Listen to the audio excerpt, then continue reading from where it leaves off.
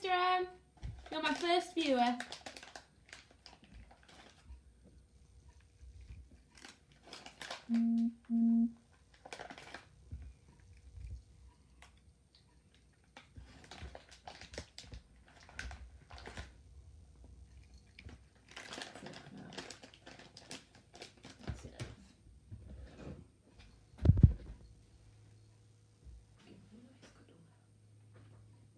Hi, Brooke.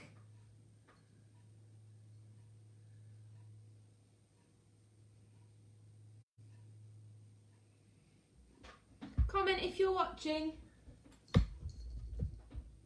Comment if you're watching, and if I don't say hello, then comment again. Usual thing. Hi, Lizzie. Hi, Lauren.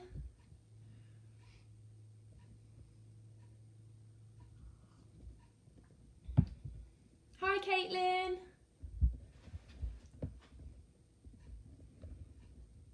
Hi, James.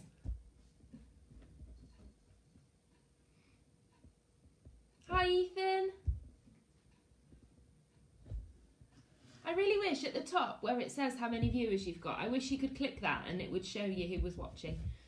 But you can't, so you've just got to keep commenting until I see you.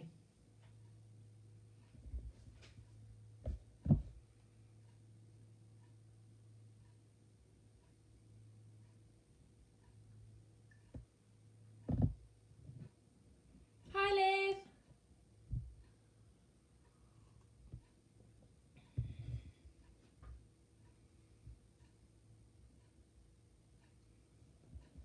Hello, Mr. R.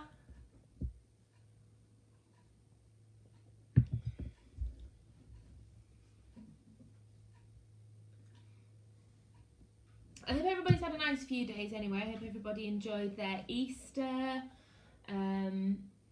Aren't we lucky that the weather's like this, that when we're stuck at home we can at least sit in the garden and enjoy that and go for a nice walk in the sun, most of us. So that's been nice. I've been for a nice walk today. Oh, hi Maria.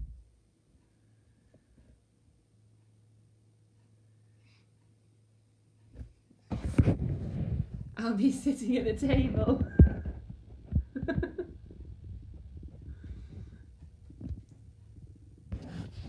Hi Mum. Hi Mrs. Reese. Hi Mrs. Wood. Hi Mrs. Naylor. Hi Mrs. Henderson. Hello Isla.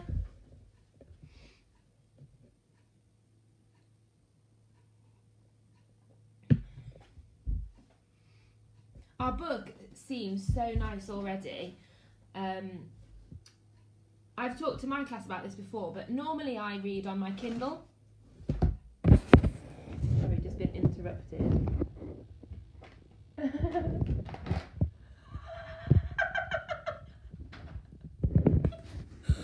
He's so naughty.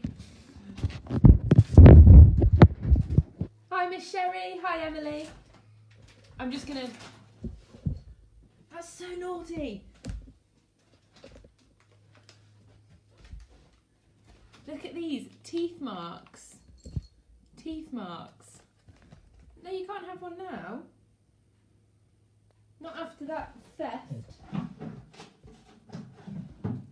They're wearing the drawer. All gone. Anyway, normally I read on my Kindle, which is great, and I love reading on the Kindle because it's so easy. You can just tap to turn the page and stuff. But when you get a new book and it's brand new, and it's sometimes there's just something so lovely about that. And this book, particularly this new one, like it's quite thick. The cover's really shiny. The words are kind of bumpy, so it's like a bit touchy-feely. Smells like a new book. It's very enjoyable. Who else have we got? Oh, hi Miss Watson.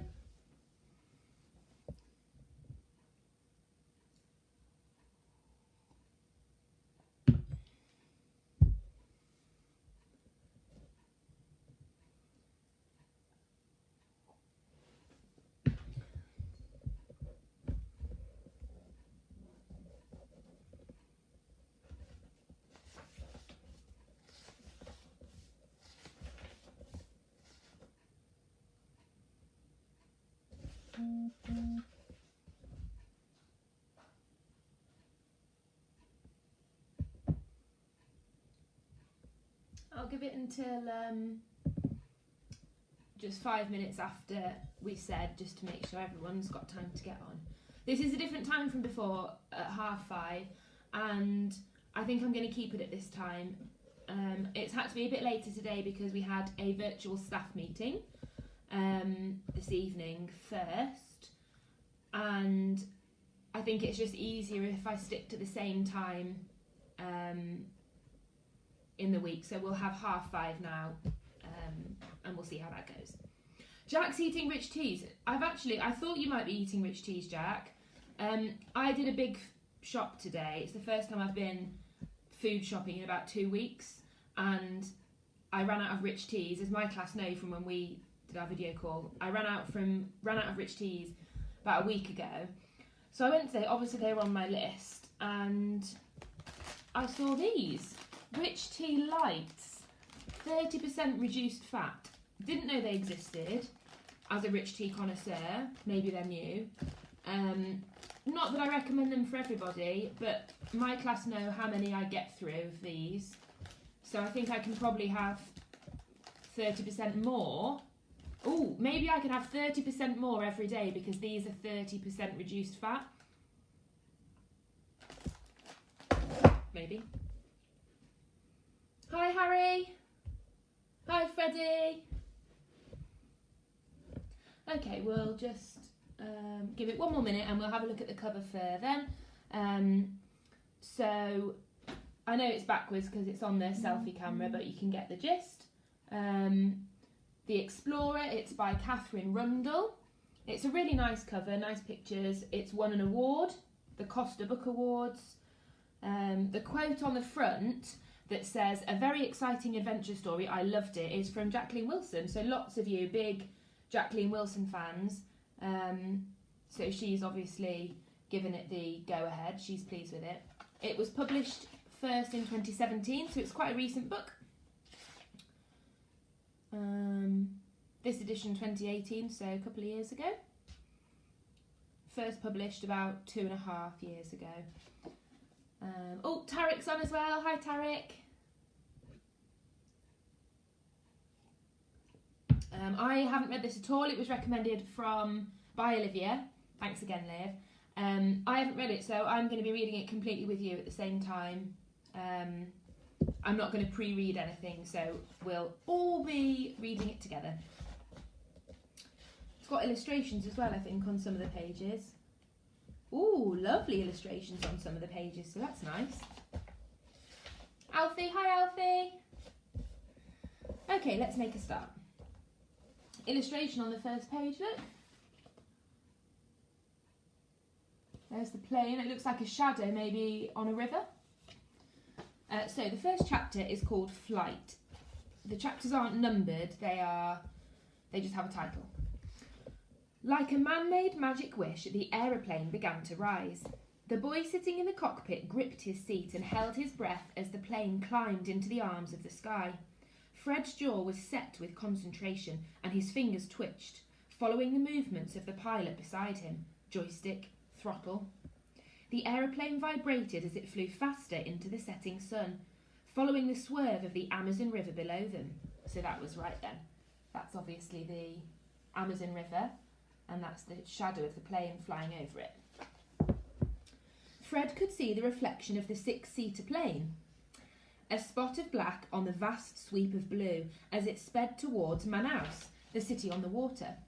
He brushed his hair out of his eyes and pressed his forehead against the river. Behind Fred sat a girl and her little brother. They had the same slanted eyebrows and the same brown skin, the same long eyelashes. The girl had been shy, hugging her parents until the last possible moment at the airfield. Now she was staring down at the water, singing under her breath, her brother trying to eat his seatbelt. In the next row, on her own, sat a pale girl with blonde hair down to her waist. Her blouse had a neck ruffle that came up to her chin, and she kept tugging it down and grimacing. She was determinedly not looking out of the window. The airfield they had just left had been dusty and almost deserted, just a strip of tarmac, under the ferocious Brazilian sun. Fred's cousin had insisted that he wear his school uniform and cricket jumper, and now, inside the hot, airless cabin, he felt like he was being gently cooked inside his own skin. The engine gave a whine, and the pilot frowned and tapped the joystick. He was old and soldierly, with brisk nostril hair and a grey waxed moustache which seemed to reject the usual laws of gravity. He touched the throttle and the plane soared upwards higher into the clouds. It was almost dark when Fred began to worry. The pilot began to belch, first quietly, then violently and repeatedly. His hand jerked, and the plane dipped suddenly to the left. Someone screamed behind Fred. The plane lurched away from the river and over the canopy. The pilot grunted, gasped, and wound back the throttle, slowing the engine. He gave a cough that sounded like a choke. Fred stared at the man. He was turning the same shade of grey as his moustache. "Are you all right, sir?" he asked. "Is there something I can do?" Fighting for breath, the pilot shook his head.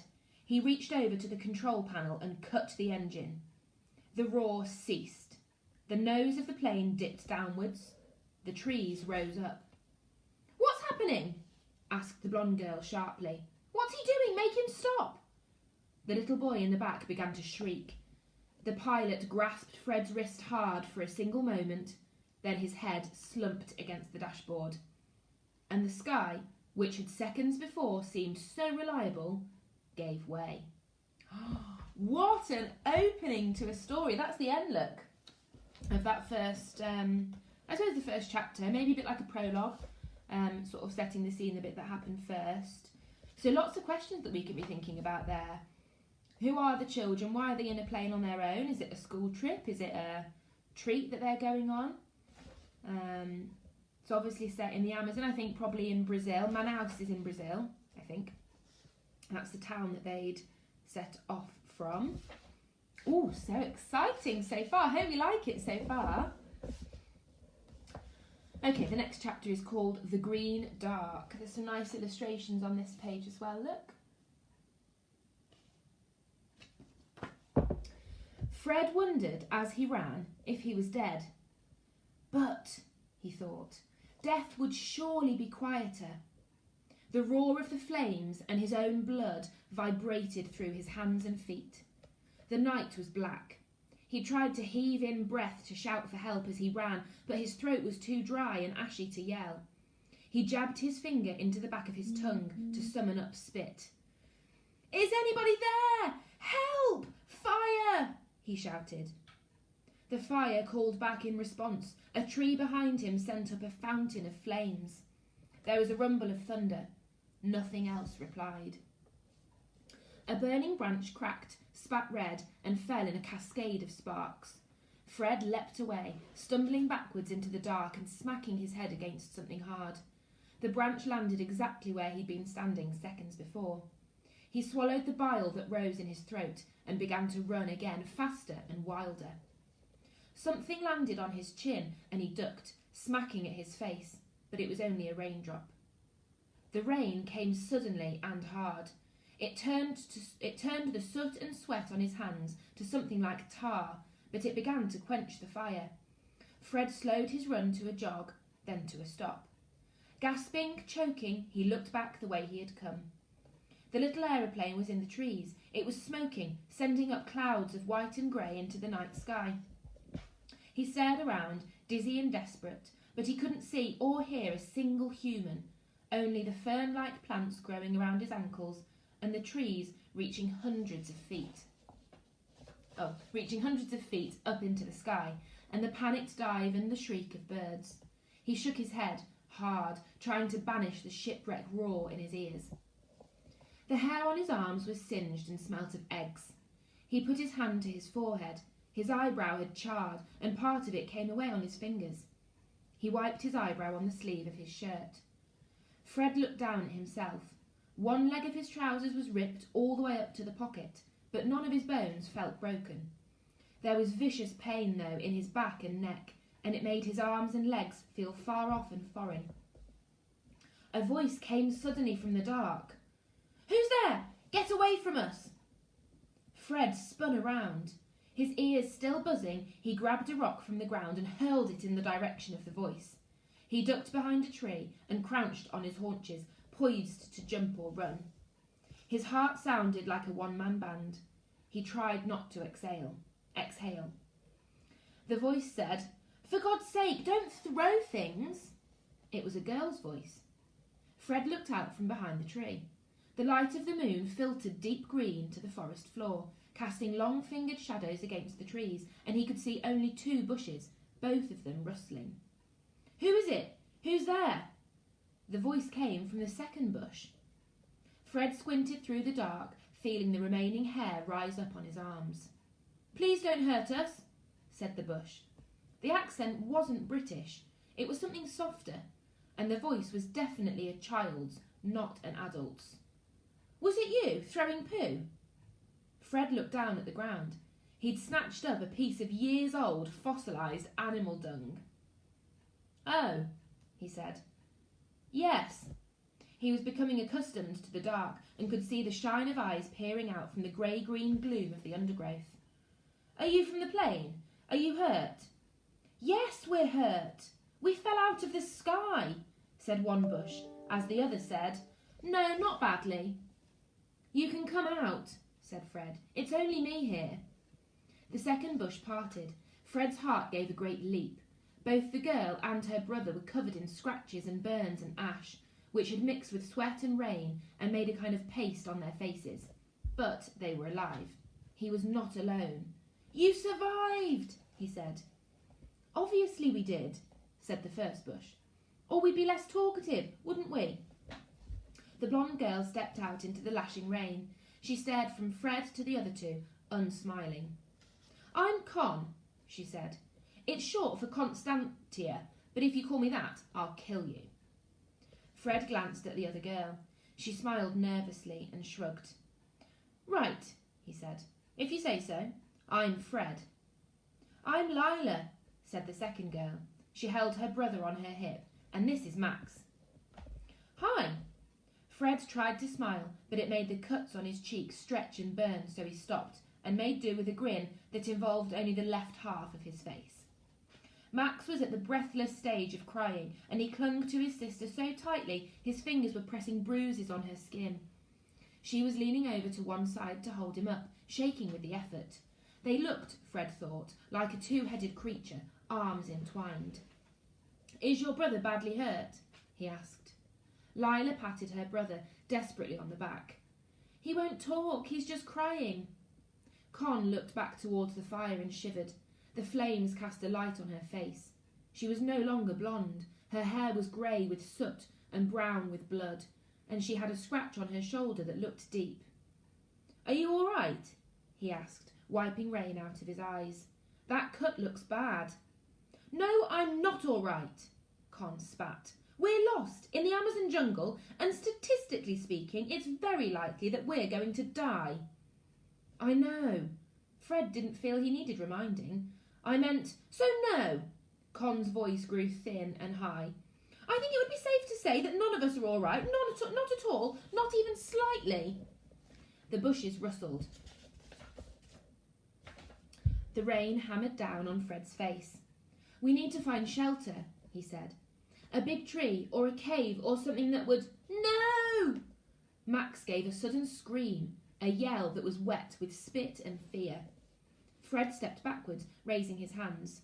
"Don't cry, I just thought—" Then his eyes followed Max's pointing finger. There, 3 inches from Fred's shoe, was a snake. It was speckled brown and black, patchworked to match the jungle floor, and its head was as big as a fist. For 1 second, nobody breathed. The jungle waited. Then Max let out a second scream that dug deep into the night, and the 4 of them turned and fled.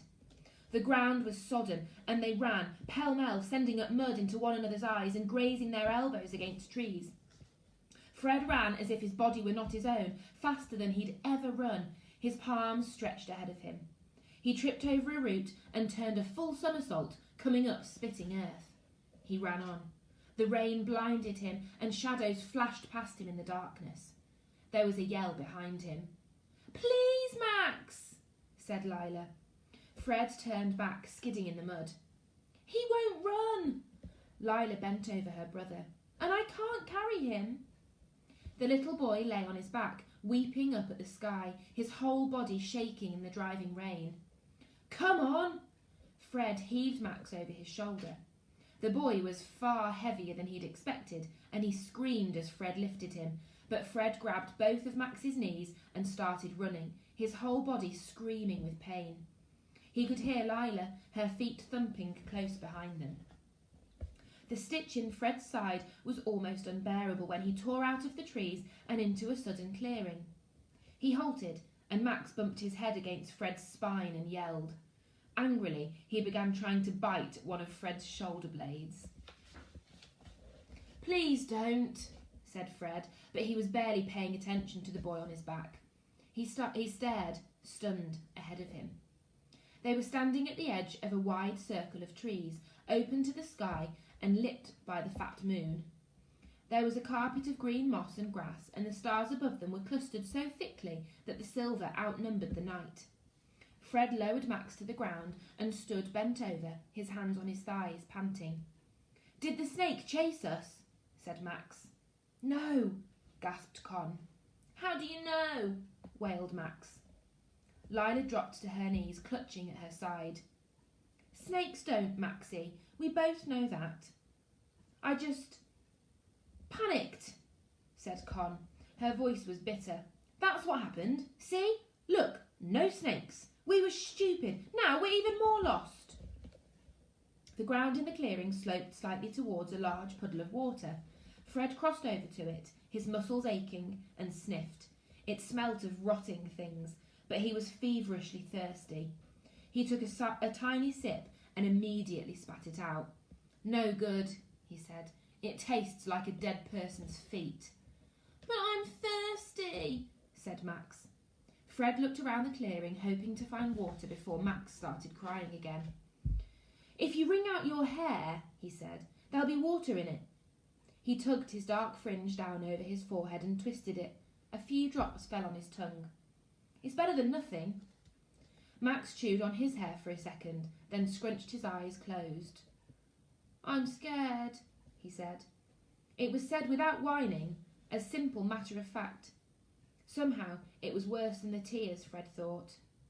I know, Lila said softly. We all are, Maxie.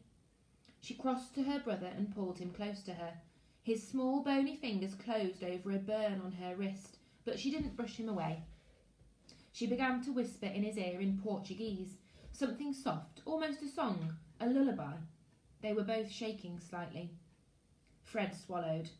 All this will look less bad in the morning, he said. Will it? Said Con. There was bite to the question. Will it really? It can't look much worse, he said. Once it's light, we'll be able to work out a way to get home. Con looked hard at him.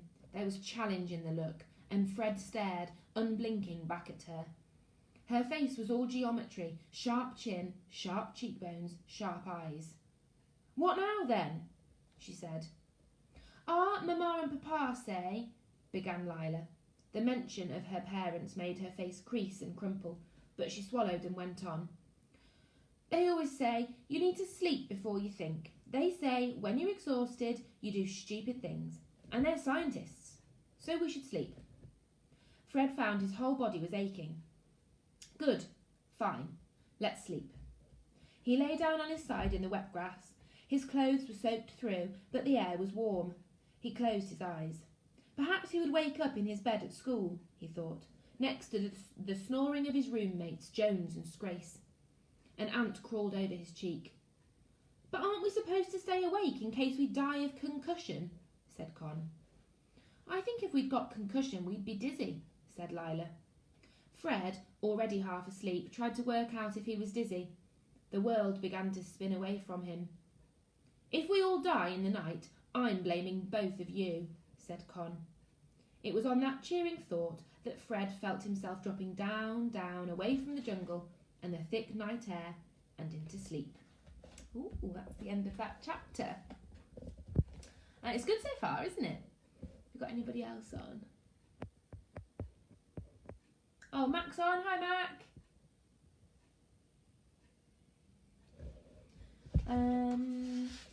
We might not... The chapters are much longer than the other book, but we'll keep going until about 6 o'clock, even if we don't get to the end of the chapter. It's good so far. Okay, this chapter's called The Den, and there's some really nice illustrations again, look. Dragonflies? Okay, The Den. It was ferociously hot, and he was still alive. Those were the first thoughts that came to Fred as he opened his eyes and found himself staring straight up at the Brazilian sun. Instinctively, he looked down at his wristwatch, but the face was cracked and the minute hand had fallen off. The two girls were asleep next to him. Both of them were covered in blood and scabs, but they were breathing easily. Con had her thumb in her mouth. There was a host of dragonflies in luminous blues and reds dancing around them. He thought they might be attracted to the blood. But there was no sign of the little boy. Max was missing. Max! Fred whispered, jumping to his feet. There was no answer, no movement except the burr of dragonfly wings. Fred's heart started to pound. Max! He called louder. Lila stirred in her sleep. He ran to the edge of the trees. There was no trace of the boy. Max! He roared, staring wildly around. What? Max looked up. He was lying on his stomach behind some fern-like plants next to the vile-smelling puddle, plashing his fingers in the water. Max! Fred ran over to him, wincing as one of his ribs protested sharply. You haven't been drinking that water, have you? Max stared up at Fred as he approached, then screwed his eyes shut and let out a scream that shook the baby flesh in his cheeks. Across the clearing, Lila gave a yell as she startled awake.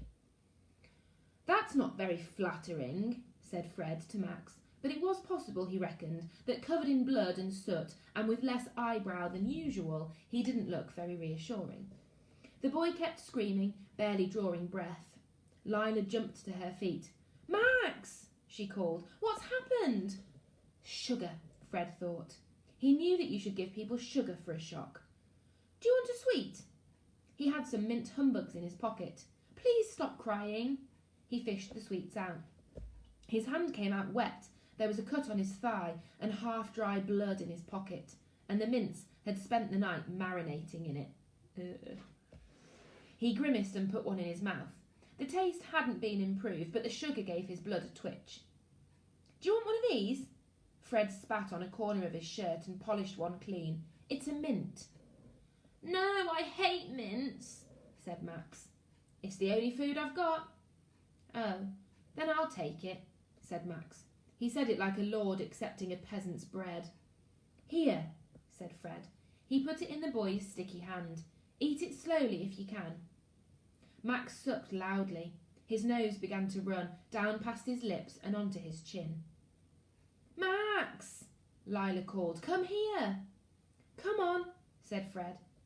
The boy's face was intent on working on the mint, his eyebrows furrowed in concentration. He looked very breakable. Fred felt his chest tighten, but he said only, You should probably blow your nose. I don't blow my nose, said Max. They walked, both limping, towards Lila. It's not a thing I do. I think you should. No. Max licked the snot off his upper lip and added it to his mouthful of mint. 5-year-olds were not easy to argue with, Fred thought. Max had a sweep of dirt encrusted on his cheek, and his eyebrows turned up at the corners. It gave his face a mischievous tilt. Fred hooked his finger into Max's shirt collar to steer him from thorns and what looked like rabbit droppings. The ground was mossy, speckled with patches of grass and creeper. One of the trees had scarlet flowers that had fallen and red carpeted the forest floor. Sitting among the flowers, under the bright white sun, Lila and Con were arguing. You, boy, what's your name? Fred, called Con. Come and tell this girl she's completely wrong. She thinks, began Lila, flushing. Obviously, I think we should go back and wait near the plane, said Con, in case they see it from the air so they can rescue us. It makes more sense to stay here, said Lila. She pulled her knees up to her chin. We'd just get lost trying to find our way back, and I don't think anyone will see the plane. They don't know where we crashed. They'll have to search the entire jungle. We're on our own. She fixed her eyes on a dandelion-like plant, fierce and unblinking. We'll have to find a way to get to Manaus ourselves. Fred looked at the girl properly. She had a scratch across one side of her narrow face, and her hair woven into 2 dark plaits, one of which had been charred in the crash. She wore a scarlet skirt and a blood-red top, both now stained grey-green. She looked about his age. She was scowling at Con. Con glared back. That's crazy. We need to stay near the plane and wait to be rescued. My family will have sent dozens of planes to search for us by now. 100 planes, probably. But, said Lila, where we crashed is burnt by the fire. Half the trees are charcoal, so there'll be no animals. We don't need animal friends, said Con. This isn't a fairy tale. For us to eat, finished Lila. And back there's... What? Said Con. There's the pilot. He's dead, said Con. She seemed genuinely puzzled. He can't hurt us. Lila spoke very quietly, but Fred was surprised by how authoritative she sounded. We should make a camp here. No, said Con. That's completely illogical. Fred, asked Lila, you get the deciding vote. No, it doesn't, said Con. That's not fair. One person shouldn't get to decide. She glared at Fred from foot to chin. Not unless he agrees with me. She is really annoying. Fred looked around the clearing again. The air was fresh here and the sky above them a blue that does not exist in England. He was just about to answer when he saw that at the far end, where the forest grew thick and tangled, 4 trees had fallen together, their tops meeting in a point. The very tips of the hairs on the back of Fred's neck began to rise. Do you think there's anything odd about this clearing? He said. That's not an answer to the question, said Con. Why? Asked Lila. Those trees, he said. Over there. He pointed. What about them? They fell over, said Con. That's what trees do. But they don't look like they fell to me, said Fred. He ran across the clearing. A sense was rising in him that something was strange. His curiosity pushed aside his fear. The largest of the trees was immense. Its trunk was as thick and tall as Nelson's column in Trafalgar Square. 3 smaller trees leant against the thicker one. Each had grown a few feet from the next in a rough square, their branches entwined and darkened by green creepers. Leave it alone, Fred, called Con. Stay in the open. There's something odd here. He ran his hand down one of the smaller trees. At the base was a mess of fern-like plants and a few mushrooms. He pushed the ferns down and felt his stomach swoop. The 3 smaller trees didn't have roots. They were logs, 15 feet high, each carefully tipped against the central tree, where he could see where they'd been hacked down with an axe or a machete. Ferns had grown, or been planted, Fred thought, at their bases, disguising the places where the cuts showed.